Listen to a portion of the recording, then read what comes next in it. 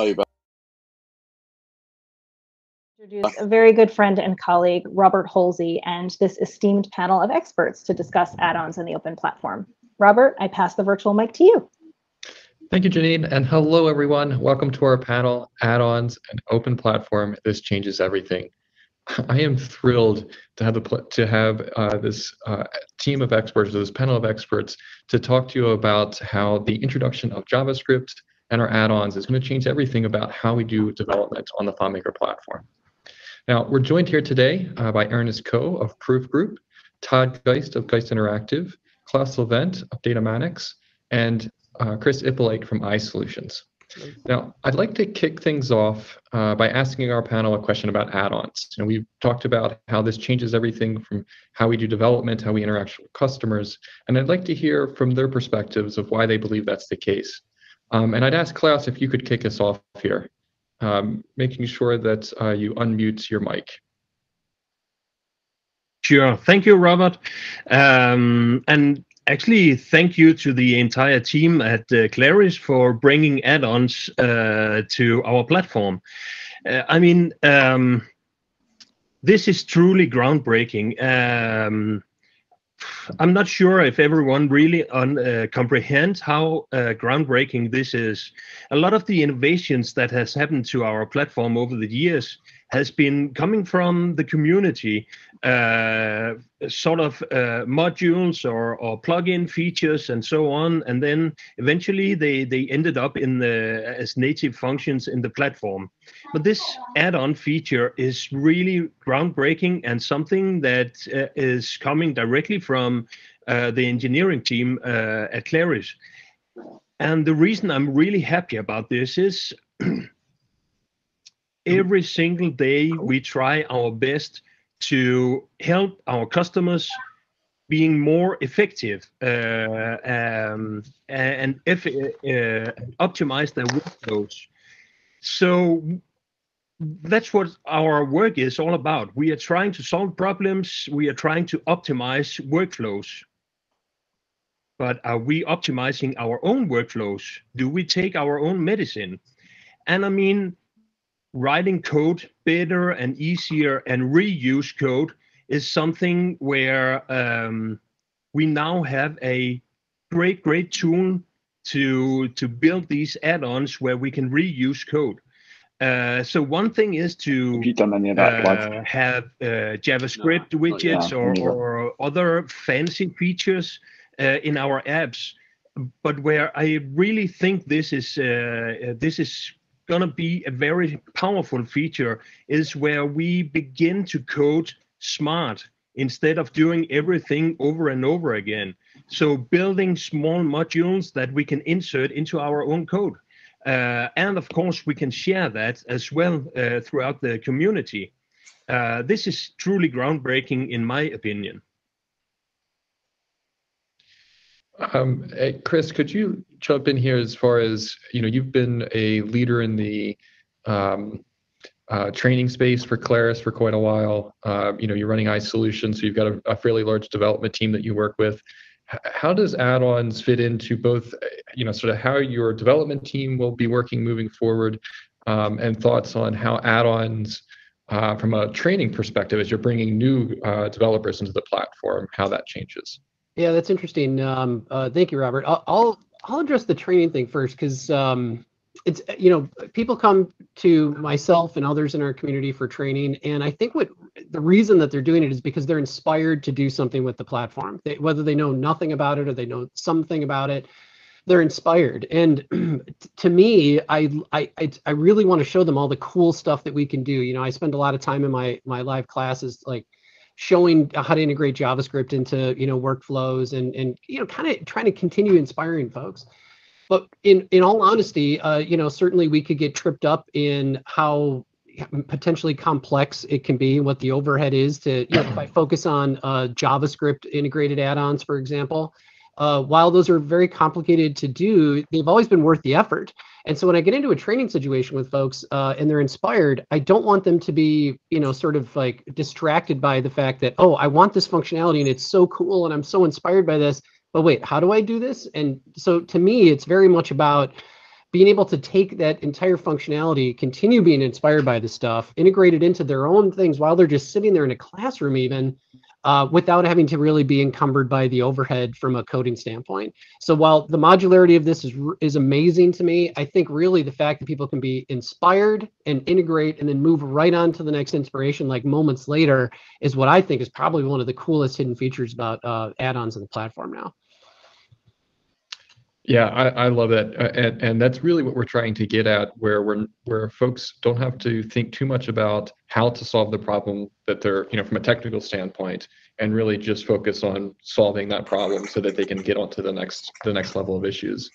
Can you speak a little bit about when you're doing when your team is doing development and you're building apps for customers?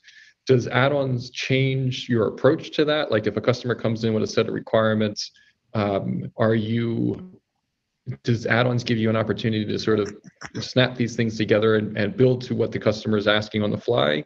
Or sort of how do you see add-ons changing your development process moving forward? Well, I'll address that one. Well, certainly, we've been creating, and I think most on the panel here have been creating, if we, again, focus on the JavaScript parts of this, we've been creating these for many, many years now. And the overhead to do something like that has been significant, but it's always been worth it. Now, the problem, though, is when we're talking to a customer in a pre-sales discussion and they say, oh, it'd be great if I could have this, this component that has this, that, and the other thing, and I want to drag and drop and move these things around and have a Gantt and so on and so on. In the back of my mind, in the past, I've thought, oh, this is going to be so cool when it's done. But man, I'm nervous about talking to them about the cost and the time that this is going to add to the process, and maybe it gets bumped to a future phase.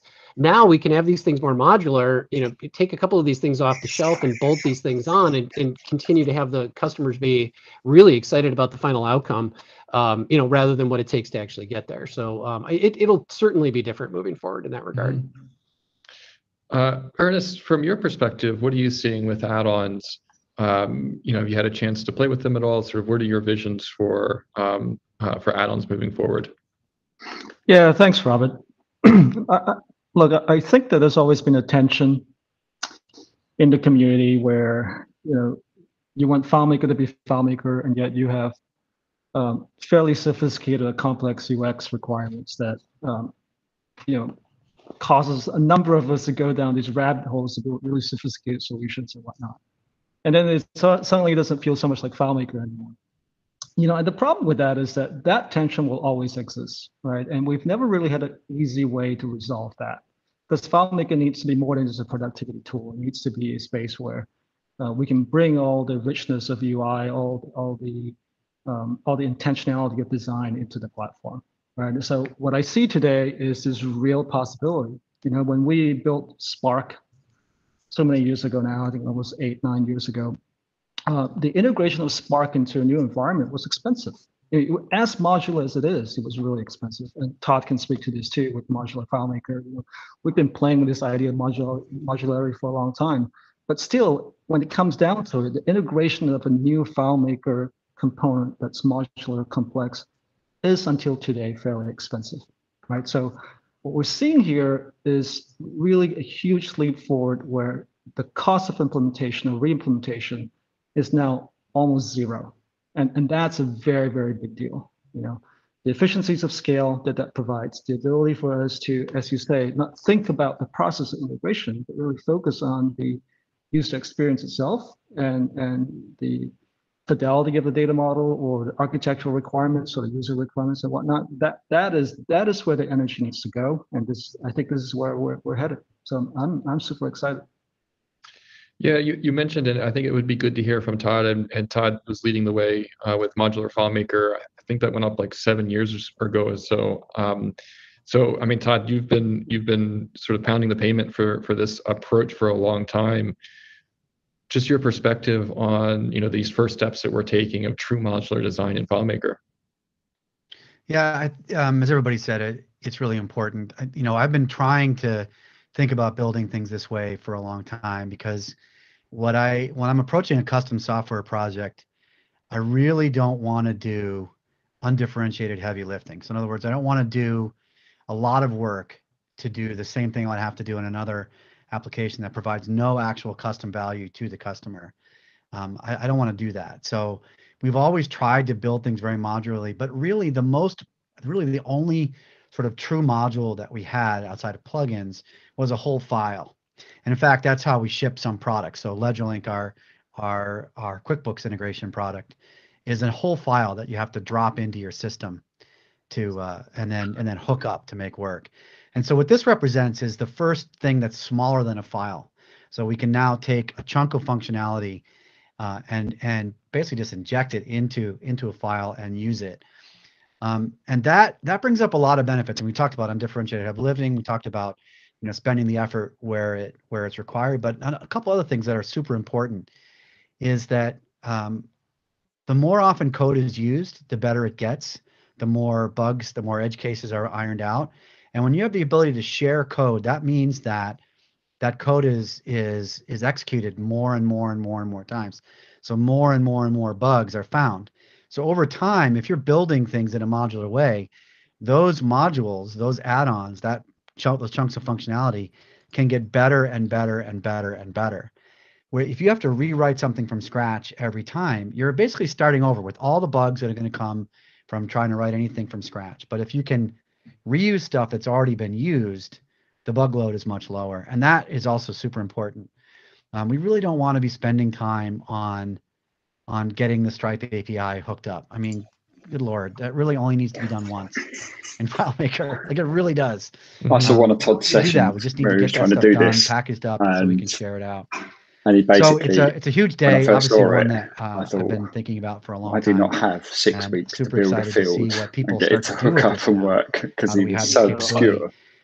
But it's gonna be amazing when very you see cool. it work. To change some mindsets Absolutely a little bit, amazing when think you a see little it work. differently about how we design solutions, how we build solutions. But I think over time, it's going to become very obvious what the value is to this new model. Awesome.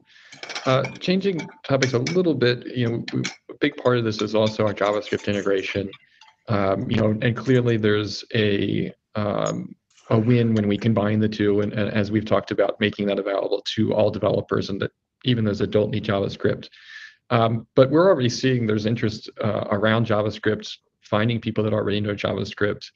And Cris, for you, I know that you've had some students that you've been bringing into the community. Oftentimes they have JavaScript experience already. Can you kind of speak to the excitement you've seen for JavaScript in some of those classroom environments, and sort of what it enables folks that already have that skill set coming into the FileMaker platform? Yeah, I do this little thing in the classroom environment where I talk about things. I show the finished product to sort of kind of do the surprise and delight part first, and then get people more inquisitive about how maybe that happened. And I often do these at the end of the days because we do sort of a boot camp style classroom experience for live classrooms. And I always save the JavaScript stuff till the end of the days because I get the widest eyes. I get people who kind of bloodshot eyes, sort of listening to me talk for several days. All of a sudden they perk up in their chairs and they look at this stuff and they go, well, how did you do that? How did you get that thing to do this? And da da da da. And it's always like some JavaScript implementation. So the delight part has been really neat for me to see. And then the second I flip under the hood and show people, oh, this is how we're doing this. We've got some JavaScript. It's in a web viewer and it's doing this. Immediately, the people in the crowd who have some JavaScript expertise, come forward, and they're like, "Oh wow, wait a minute! I can leverage what I know over here in this code base inside of FileMaker. Let's talk about that." And even I've had the pleasure of teaching every one of the 42U student sessions as well too. And I don't mind saying that while they're very engaged and really love FileMaker, and they've been a great series of students to teach. The part where I say, okay, go talk amongst yourselves or go do some fun stuff tomorrow before you show up, what everybody is gravitating towards is the cool integration of other technologies into the platform, specifically as they pertain to JavaScript and some of the neat things that we can do there. Awesome. So I think something that's related to that, because we're seeing folks that are really excited about JavaScript, but there's questions around, well, if I'm going to learn JavaScript, why learn FileMaker at that point? I could just do this whole thing in JavaScript.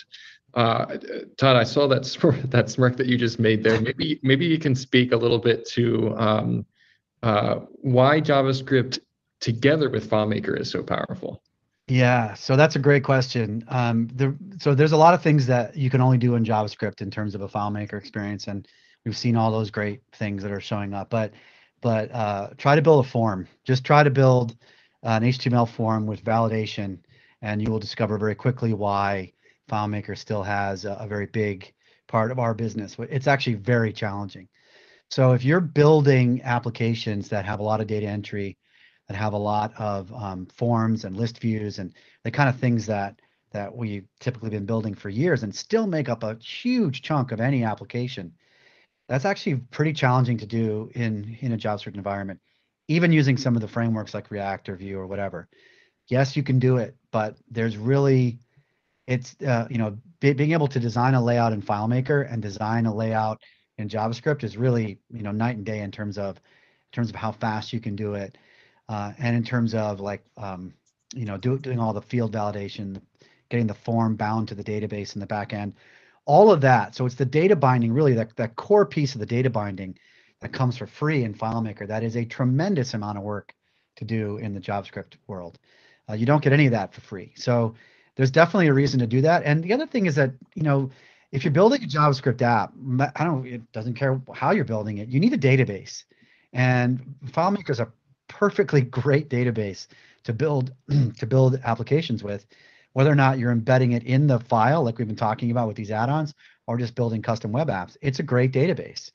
So the marriage of these two, to me, it's a real sweet spot. We can use the JavaScript stuff to do the really high polish, high interactive, the animations, the things that we can't easily do inside of a FileMaker environment, but we still get to use FileMaker for what it's really, really good at, and where we can be really, really productive, which is building forms, writing business logic, doing security, all that stuff. User management. When you write a web app, you gotta do all the security from scratch. With these integrations, one of the sweet things about it is that the way the JavaScript integration works is you're just using the FileMaker login session with the privileges applied to the login that person logged in with. So they get the same privilege sets. So you don't have to worry about security. It's all built in to that session. None of that comes for free if you're all in the web tech world. And Claus, it looks like you had something to add there as well.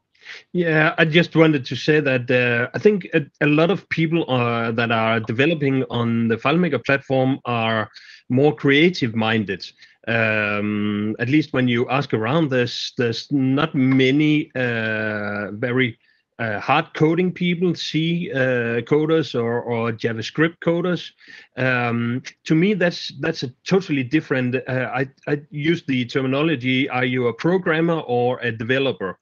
And maybe that's just me, but I mean, writing these things in JavaScript, like Todd was talking about, that's about writing code.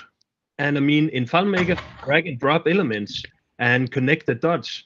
To me, that's much more appealing, and it's much faster in terms of getting from A to B. And getting a product done. And I mean, we saw in the keynote the examples of what has been done for during the COVID-19 response. I mean, building apps in a matter of days or a couple of weeks. That's not even possible. I don't know where that should be possible in the JavaScript world or in any other programming world. So that's where I find FileMaker as a very strong platform. We can very fast come from A to B. Not saying that everything is easy and everything should be easy, but it's easy to get started. And then you know, many of us has been here for 20 plus years, and there's a reason for that. It's appealing, and I think the most important thing is that we solve problems.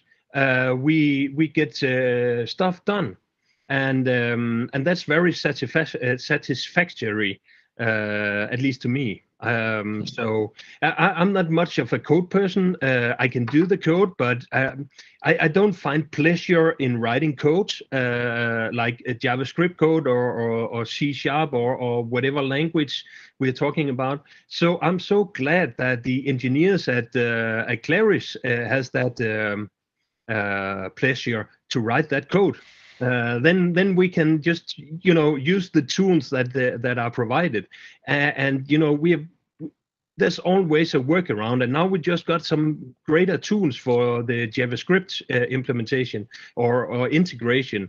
And I mean, this has been around since 8.5, where the web viewer came along.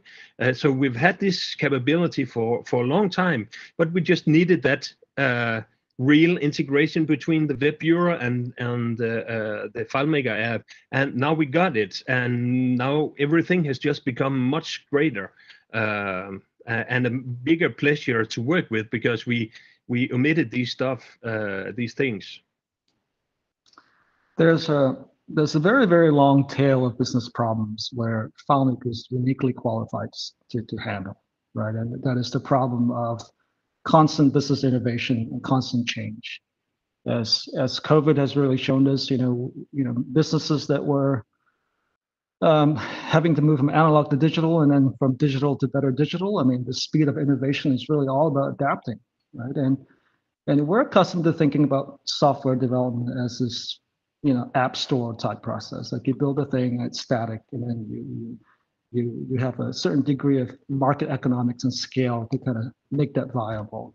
But really, the problem that nobody else solves well, is the other side of the equation, which is, again, the business innovation problem, which is, I have a new problem today that I didn't have yesterday, right? And how do you do that? Well, the only platform that allows you to do that is one that lets you model the environment very quickly. So this is the key to me. You have to have a separation of concerns with your app development strategy, right? The things that Todd talked about, the rich UI, the rich interactive experience. You want the degree of robustness and sophistication to that, but you want the underlying data representation, the model of your environment, to be rapidly evolving all the time. That is the secret sauce, right? That is what lets people stay competitive day in, day out, and to be differentiated. So the case isn't really for add-ons. What add-ons does is makes the case for FileMaker, and that's the beauty of this, right? You're decoupling the problem in a way that allows FileMaker to really gain traction into the fundamental problem that all of us are dealing with today, with businesses that are trying to survive, or trying to be different, or trying to innovate beyond the status quo. Yep. Thanks, Ernest. Love it. So I'm going to be trying to interweave some questions that we're getting from the audience as well. And Cris, this is one coming or aimed at you around your LinkedIn learning that the folks are seeing. And if you have any recommendations on where to learn relevant aspects of JavaScript for FileMaker development. So I guess JavaScript in itself, and then the combination of the two. Sure. Well, I can give some insight. Several DevCons ago, there was a premiere of something that was called the LinkedIn Learning Path for becoming a custom app developer. You guys may or may not remember that. At the time, that was a thing that LinkedIn was doing. It's still out there, where they were coming to authors and saying, hey, if you were going to hire somebody who's going to be, whatever it is, in this case, a FileMaker custom app developer, what skill set would you imagine they should have? And I think the expectation at the time when I was asked that question was, oh, you should know about relationships and scripts and calculations, I did respond to that. You can Google it as I'm talking right now and pull that learning path up. But I think you'll be surprised to find out. And actually, Todd even called me out on this on Twitter back a few years ago, because I was talking about JavaScript, fundamentals, and even some Node stuff that was in there too. And and so to me, when I was asked that question, the most honest response I can give is going back into the time machine and saying what, back in 2016, what I thought was important, and JavaScript fundamentals were right there on there. So to answer the question specifically, if you go check out the learning path for becoming a custom app developer, you'll see my recommendations on there specifically. But that was, several versions ago, or, a handful of versions ago. And I still believe that to be the case today. Awesome. I'd like to just mention Jeremy Brown at our company has been doing a lot of work in getting sort of introductory JavaScript information together for FileMaker developers. And he's got some materials that we'll be releasing soon in some form. So stay tuned. It's really aimed to be some sort of a learning path for FileMaker people who want to learn JavaScript and be able to do JavaScript integrations. He's been doing this for a long time, and he's got a good package that he's put together. And so hopefully pretty soon you should see that. Well, and the other thing that's interesting about Jeremy's content, which I've seen and it's excellent, and I can't wait for people to get access to it, is that he's talking about his own journey. He wasn't, a JavaScript developer coming into this. He was a FileMaker developer and understood, okay, well, what parts do I need to know? And the answer for those that are watching this is, you don't need to know all of JavaScript to make it useful within this environment. There's a couple of key areas where you can focus and really get a lot of impact for that, educational investment. So I wouldn't be too freaked out by this. I myself didn't know a thing about JavaScript or what it even looked like if I was staring at it years ago, not too far before actually doing a JavaScript and FileMaker integration at DevCon, where I talked mostly about copying and pasting code snippets into FileMaker and making really cool things happen. So it doesn't need to be daunting. You don't need to dive into the deep end of the pool to have a significant impact in the work that you're doing within the FileMaker platform. Yeah, it's sort of, Claus kind of touched on this. Claus, you were saying, you don't love the whole professional development, writing code yourself. But talk about, are you excited about the JavaScript integration, what that allows for, and sort of how do you envision yourself sort of interacting with it? Yeah, we've been using JavaScript for some years as well, but this just make everything easier. And I usually say you have to find a purpose. It's not enough that you can make fancy calendars or Kanban boards or widgets or whatever it is, and it looks nice and animations. There has to be a purpose. And to me, I can learn pretty much anything if I can see the purpose. And I think over the years, I've had several sessions and some training sessions as well, where people are geeking into, oh, look at this nice thing. It's blinking and bubbling and whatever, and it looks so super cool. And I say, yeah, but what's the purpose? I don't know. It's just fun. Yeah, okay. So fun is fun, but work is work, and there has to be a purpose with this. And the modules that you are releasing, that Todd and Jeremy built, I can see there's a lot of purpose for those. In terms of the calendar, everyone should be able to see the purpose of a calendar. Everything goes by a calendar nowadays. People who are not working by a calendar, they are called like what did they call it in flippers or hippies in the old days, right? So everything has to go according to a calendar. There has to be some events, and it's I think many of us who have been on the platform for a long time, we tried to build this calendar natively in FileMaker, and it's not that easy. So when someone builds a calendar module, that be full calendar or whatever C code is building, or anyone else is building, where you can see, okay, I can really get something that is working. It's working in a way that people expect it to do. Everyone has their Apple calendar or Outlook calendar, and if we build something into a FileMaker app, it has to work the same way. It has to look cool as well. And we used a full calendar and build our module ourselves for how we wanted to use it. We're pretty much digging into the CSS in order to style it the way that we liked it to be, so it was coherent with our apps. And that's not a lot of work, really. All the magic JavaScript stuff that is going on is that's kind of under the hood. To me, it's maybe I give the impression that I don't know JavaScript at all, but I actually do, but I mean, it's not that interesting to me. To me, it's interesting to solve problems. And what goes on under the hood is nice to know when you're a little bit geeky, but it's the same with FileMaker. I don't need to know the C code that is written under the hood in order to make Draco work, or the interface layer. I just need it to work. So I'm super excited about the JavaScript stuff, but I'm actually more excited about the add-on stuff, the add-on modules, because in many other applications you have, and even in FileMaker, you have button bars. You just drag and drop stuff from a gallery. Well, we have uniform. We have the button bars that you can set up in a way, but we don't have a gallery. We don't have a gallery of pre-built, so let's say button bars or other objects.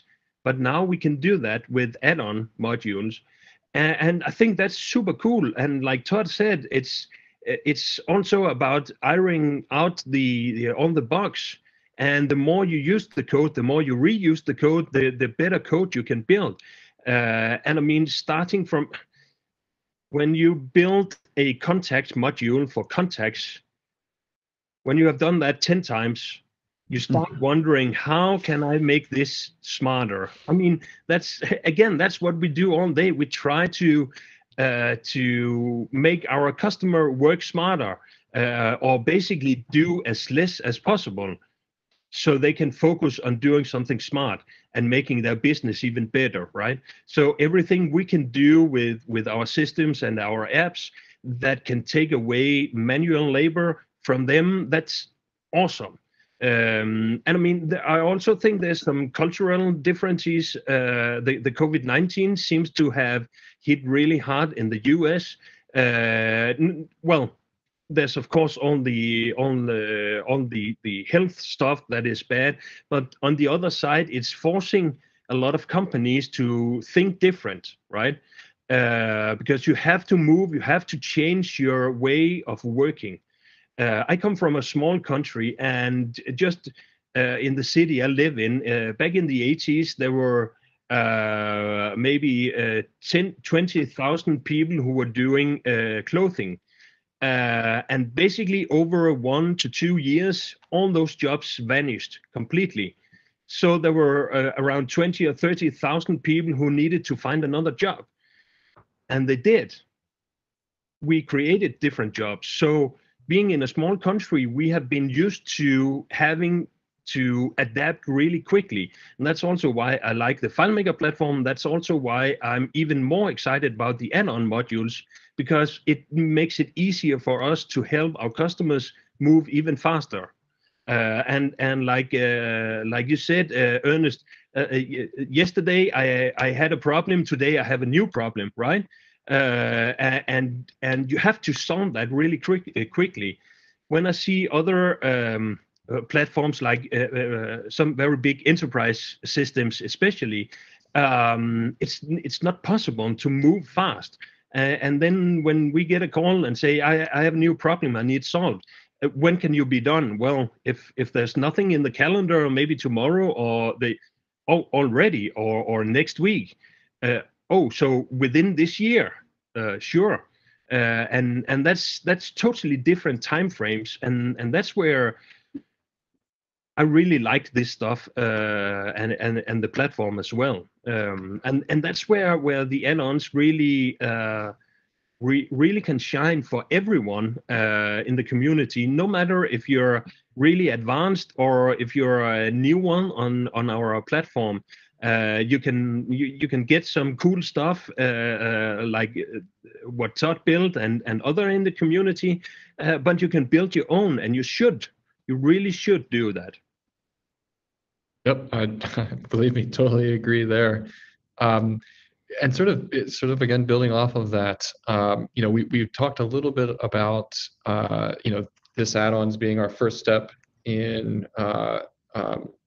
this ultimate vision of just snapping together apps quickly. But a big part of really delivering on that vision is going to be making it really easy for the community to build and share these things, and that's where our marketplace is going to come into play. And I'd like to get your guys' perspectives. You're all business owners. You've put products out into the market, hosting it on your own website. Maybe Ernest, you can kick us off here, talking a little bit about why you think the marketplace is important, and sort of how you see using that moving forward. Sure, absolutely. I think it's essential. I think the irony is that you can't really do custom well without an ecosystem of products to support you. Right. So you'd be naive to think that you can do this all by yourself. As big a team as some of us may have, or as great a developer as one might be, that's never sufficient. Right? So what we need is a very strong pool and reservoir of products, of apps, of add-ons, of a variety of scale and targeted solutions that allow us to focus on the things that we do well. So not only do I think this is critical, I think that the test for whether this platform survives and flourishes is really the strength of this marketplace. And that's true. If you look at, so take a look at, say, Excel, right, or a spreadsheet. It will always be a productivity tool because it doesn't have a product space. You can be a great Excel developer, you can be a great Excel consultant, but it will never be a platform by which you build your own apps that leverage the work that others have done already. And the closer we get to this model, the closer we get to the model of what open source has taught the whole world, the better we're going to be. So, all for it. I just want to put in here that even the biggest companies in our community is tiny bit compared to other branches or other types of businesses. So there's no other way for us to do this than to share. And that's whether you can buy add-ons or products or whatever on our marketplace for money or for free. We are already a very sharing community, which is awesome. And then you can build some, buy some more advanced stuff as well. And the marketplace is really crucial, especially for the new ones that get on board on our platform. I'm glad that I started on the platform more than 25 years ago, because FileMaker was a much simpler product at that time. So I've had some time to learn over the years and evolve as the FileMaker platform evolves. But I mean, the new guys in our team, man, they have a lot to learn, right? So when you get into the platform and you see, okay, there's a lot of potential, but how do I leverage this in my apps? And I mean, using the add-ons and the marketplace, that's where you can see, oh, this is actually possible. And with the add-ons, it's easy to integrate into my own app. Yep. I just want to add a couple things to the marketplace story. I like Ernest, I think it's essential. And I think you look at the platforms out there that are great platforms that handle, businesses from all over the world. They all have some kind of marketplace. I mean, even if you go, whether it's Salesforce at sort of the, the high enterprise end or the business end, to something like WordPress, which is technically free, right? Open source. But WordPress has a vast plugin ecosystem that is a mixture of free and for sale plugins. And some of those companies that just built WordPress plugins make a lot. I mean, they're big businesses. They're multi-million-dollar companies. Sometimes they get sold for millions of dollars. So this is it's a thriving ecosystem. And I always try to focus back on the idea that if you want problems to be solved, somebody has to get paid eventually to solve those problems in some way. You need economic activity for a platform to thrive. And so the marketplace in particular, now that we can make add-ons, this is great. We have a bunch of apps on our website, and that's great. But what the marketplace brings to the whole story is the discoverability, which is critically important. When you go to WordPress and you say, I need to do X, let me see if there's a plugin for that. Right within the interface of WordPress, you can do a search and find every plugin that there is in the market, you can find it for whatever feature you're looking for. And sometimes you'll find a free one, sometimes you'll find a commercial one. Oftentimes you'll find that the commercial ones bring extra polish and value that it's worth paying for. And so that discoverability is what's really important. We can make our web pages, and we do, and we will, but having one place for people to go, especially when it's integrated with the product, which it is now for the first time, you can actually, there's 2 links within the product where you can go right to the marketplace. This is how you get discoverability. This is how people who are new to the platform find the cool stuff. And this is how vendors can spend more money on building great products as opposed to like trying to get more and more people to show up at their website. That's really important. So I'm thrilled that we finally have the integration with the product, and really looking forward to the next steps in that evolution, because it will mean a lot. We need thriving third-party ecosystem with lots of money changing hands for this whole thing to work. Yeah, and the integration with the marketplace that we added in this release of FileMaker is definitely baby steps. I mean, right now, as you said, there are links in the launch center to at least get you to the marketplace. But it's really important to us that when you're doing development and you've got a problem top of mind that you're trying to solve, the marketplace should be sort of in your face at that point and saying, "Hey, Absolutely. There's solutions for you out there, and go drive folks there." We just had a question come in it's very much building on what we've been discussing that I love, and it's what are your thoughts about the business strategies for developers regarding add-ons? Do you see it as an internal use to speed up development, a product to sell or give away, or some other strategy utilizing them as a developer? Yes. Well, Todd, kick us off there, but I think I'm seeing a lot of all of you nodding your head, so it sounds like everyone's got a perspective, but kick us off, Todd. I'm sure we've already started to develop a set of internal add-ons that we will use for all of our custom products. Some of those add-ons will eventually become products that we'll sell or share in the marketplace, and others will be ones that we just internally use as part of our value add to when we go into a custom software development situation. I think that over time, we already have companies that only do products. We're one that does both, but there will be companies that evolve to do more products and less custom dev, and some that just use it internally. All of those things will happen. But in order for the marketplace to truly thrive, we need some part of it, getting back to that economic message, we need some part of that to be professional third-party vendors who are making professional third-party add-ons. That is what will keep it going throughout all the ups and downs of any economy. Awesome. Thanks, Todd. We're just about out of time, but I saw a couple more of you. Just a real quick from Ernest, maybe on your perspective there. Any words of wisdom to the community? I think whether you are a consultant, or you're building custom apps, or you're building a product or vertical, or you're building products for the FileMaker developer community, add-ons are going to be key, and not just JavaScript-based add-ons, right? I mean, I think the strategy is there's an add-on strategy for every level of FileMaker work and professional service that you provide. So I can imagine, for example, the integration story that add-on helps custom developers more quickly deploy internal tooling or scripts or packages that you don't have to rewrite and rewire all the time, and that just becomes a way to accelerate the kind of development process. And then you can just keep escalating from that, right? So you want to deploy internal products to your software teams. You want to move on to actually deploying full-fledged JavaScript components to the public or to the world. All that's possible. So I think you need to find your niche, what you do well, and you need to consider where it is that you want to spend your time, and then take the appropriate steps together. Yeah, good.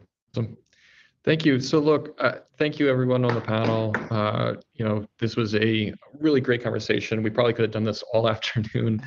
We've got a lot of great questions coming in. We will be following up with things on the community to answer some of these questions.